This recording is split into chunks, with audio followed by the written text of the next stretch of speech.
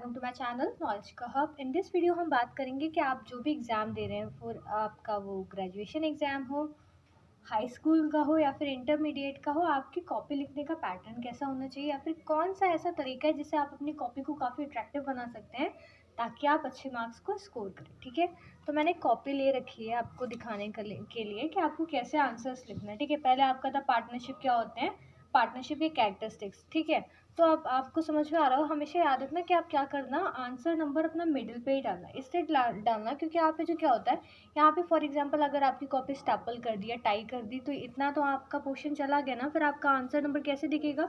तो हमेशा always try कि आपका जो भी आंसर नंबर हो वो आप सेंटर पे डालो। मैंने इधर लाइंस ड्रॉ करना अवॉइड करा है। बहुत से बच्चे क्या करते हैं, मैंने देखा था मेरे बगल में एक लड़की बैठी हुई थी, उसने इतनी इतनी स्पेस पे मतलब लाइन ही खींच दी। ठीक है, और फिर बड़ा बड़ा बीच में लिख दिया। तो बेटा क्या होता है ना, आप चालाकी करो पर एग्जामिनर आपसे भी ज़्यादा चालाक है, उसको समझ में आ जाएगा। ऑल यू डू कि आपने सिर्फ और सिर्फ ध्यान दिया है कि आप कैसे करके अपनी कॉपी को भर सकते हैं। ठीक है, तो एक बार आप देख लो ध्यान से किस तरीके से मैंने आंसर्स को रिप्रेजेंट करा है। इधर सी राइटिंग थोड़ी गंदी है। हमेशा क्या करना, आपके जो की पॉइंट्स हैं उनको ब्लैक से डिनोट करना। अब आपके पास मल्टीपल कलर्स तो आप यूज़ नहीं कर सकते ना, आपका एग्ज़ाम सिर्फ 3 आवर्स का होता है, आपको काफ़ी ज़्यादा उसमें क्वेश्चंस और आंसर करने होते हैं।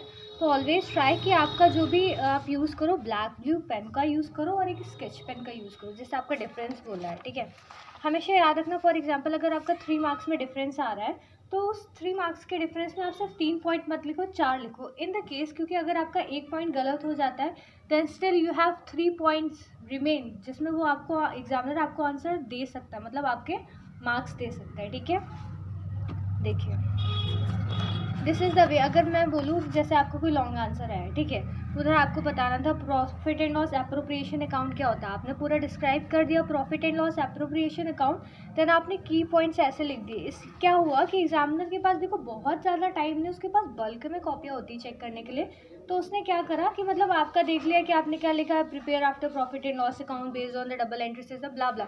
तो वो आपकी हेडिंग्स को पढ़ने के बाद ही वो आपको मार्क्स दे देगा, फिर आपका जो गाथा है वो नहीं पढ़ेगा क्योंकि उसके पास इतना, उसको मेन ये देखना है कि स्टूडेंट को आंसर आता है और उसको स्टूडेंट को नॉलेज है। देखिए राइट्स है, राइट्स मैंने यहाँ पे डिस्क्राइब कर दिए, फिर मैंने इनको यहाँ पर एलैबोरेट करके करा है। तो अब देखो एग्जामिनर को उस पर ध्यान देने की नीड ही नहीं है क्योंकि उसे पता है कि मैंने आप उसको पहले ही सारे पॉइंट्स बता रखे हैं। सी रिवैल्यूएशन अकाउंट क्या होता है, पहले रिवैल्यूएशन अकाउंट की हेडिंग डालूँ, मैं क्या करा, मैंने डायरेक्ट आंसर डाल दिया। ठीक है, नहीं, पहले मैंने रिवैल्यूएशन अकाउंट की डेफिनेशन इनको बताई। ठीक है, फिर उसके बाद में मैं जो आगे पॉइंट्स एलैबोरेट करने जा रही थी, एक्सप्लेन करने जा रही थी, वो मैंने हेडिंग्स पे लिख लिए, फिर आगे आप इसको डिस्कस करो। ठीक है, ये देखिए डिफरेंशिएट आया था पार्टनरशिप और पार्टनरशिप फॉर्म के, dissolution of partnership and dissolution of partnership form. ठीक है, ये देखो इनका डिफरेंस था 1 2 3 4 5 पॉइंट्स लिखे तो ये 4 मार्क्स का था। इन केस अगर मेरा एक आंसर गलत भी हो जाता तो मेरे पास स्टिल 4 पॉइंट्स थे जिसमें मेरे को आंसर के मार्क्स मिल सकते थे।